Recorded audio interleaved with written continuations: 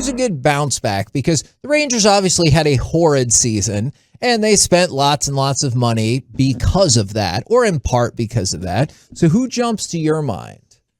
I have a few, but I'm not betting on them. Okay. I don't even know if Willie Calhoun will be in the lineup, but he always is hurt. But he did have that talent at, I can't even remember the seasons now. But he was in 2019, I believe the second half of 2019, he was the best hitter on the team. That being said, I don't know if there's a position for him after they signed another Calhoun, Cole Calhoun. And I just think, God, if he's ever healthy, I think he could be a 260, 275 hitter with 30 home runs. This is going to sound weird because for humans, this is still really young. But he's 27. For somebody who has never put together a full Major League season. I'm not even saying a good Major League season. I'm saying a full Major League season because you're right. It was 2019, the back half of that season.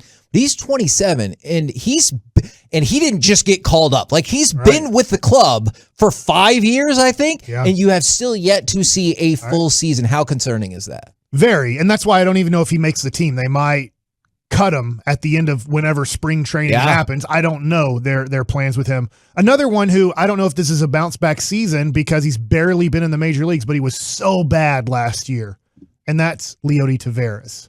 They had high hopes for him to be a leadoff hitter and their center fielder for the next 6 to 10 years. And I don't know.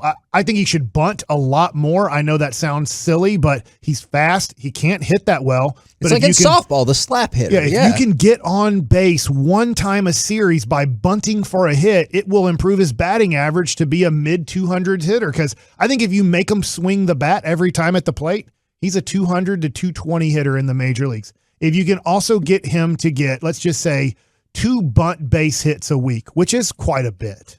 But in a 6-7 game span, can you figure out how to get 2 bunt base hits in that week? All of a sudden, you can raise your batting average a lot. But I know that that's not a thing, but he's so good defensively center field. And then another thing, maybe they go get the Japanese outfielder. Maybe they go get somebody else. And so I'm talking about 2 guys that aren't even going to be on the team. And I have terrible news for the person from the 580, Ronald Guzman. Well, I know I will say this. I hate to break it to you. Mark McLemore is a big fan of Ronald Guzman's.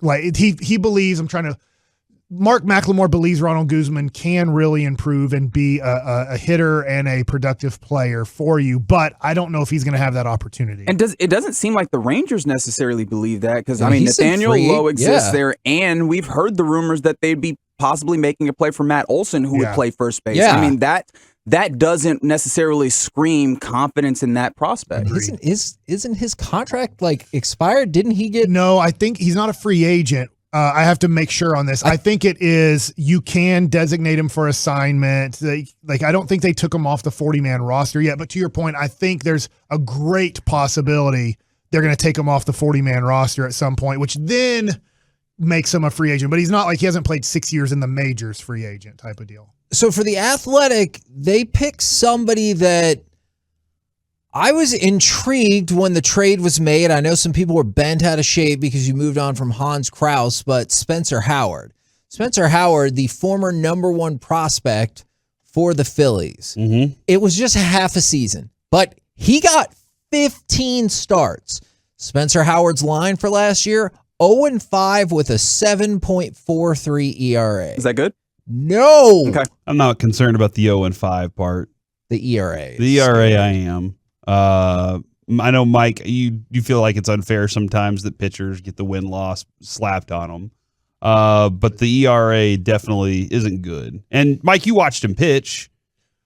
I was really excited they got him in a trade, but then watching him pitch, I was like, I could see why Philadelphia gave up on him. Because let's face it, Philadelphia took a dude that you never thought you could get a year before because of how good he is. And Philadelphia saw him pitch enough in 2021 to go, we got to get rid of this guy before people figure out that he can't pitch. I hope I'm wrong on that because I saw at times ability, but he struggles with his fastball command. It doesn't seem like he likes challenging guys inside. and his breaking ball is inconsistent at best. Now, he is a younger guy. He can work on all those things and get better. But I remember just kind of sitting there with Jared. Sorry, Jared. Forgot your name for a second. And just going, oh, man, shouldn't we see signs of improvement now a whole offseason? But then he didn't have an offseason with the Rangers either, because I'm thinking, well, he didn't get a chance to really work with the Rangers. And just think about this. I told you his combined stats. His stats were worse with the Rangers. His ERA with the Rangers was 9.7. And think about this even further. I don't think I even knew that you could do that this quickly. He had 8 starts for the Rangers and had a WAR of minus 1.2. That is astonishing. If he pitched the whole season, he'd be on pace for a WAR of almost -5. And with the Rangers, he had 8 starts for 21.1 innings. Now, I know part of that was the plan total. Part of that was the plan when they brought him in. So the biggest thing that really sucks about this is not only did you see him, you didn't see a complete him. Like, and part of the reason, I know he got taken out a couple of those games because he was just doing poorly. But his whip was 178 last year, which is god awful. He did not pitch deep into games, partially by failure, partially by design. And so I feel like you don't really know what you get with him. This is it, though, for his career. I just I like saying this to people if they're listening so they understand how quick it can end. I would say the same thing with Leodi Tavares. When you look at the prospects the Rangers now have in the minor leagues that are outfielders, Leodi and Spencer Howard, they have to prove to not only the Rangers but the rest of baseball that they can play at this level. Because if you get through this season and Spencer Howard puts up an ERA, let's just say his best ERA in 2021 of a 5.72, you're not a prospect anymore. You're a AAA guy who can't pitch at this level, and you would have to probably go over to Japan and do the Colby Lewis thing, or it gets to the point where you're screwed. They have defined you as not a major league pitcher.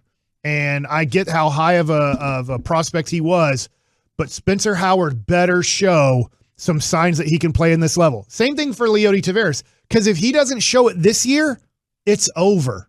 Like now you're just a AAA dude who's hoping people get hurt and they stay hurt the rest of the season so you can stay in the major leagues longer than you should. So I do think this is a good bounce back thing, because for Spencer Howard, if he doesn't show he can pitch, it's over. And not his career's over. He'll just be in AAA, and when enough people get hurt and he's hot enough in AAA, he'll come up and spot start for you the rest of his career.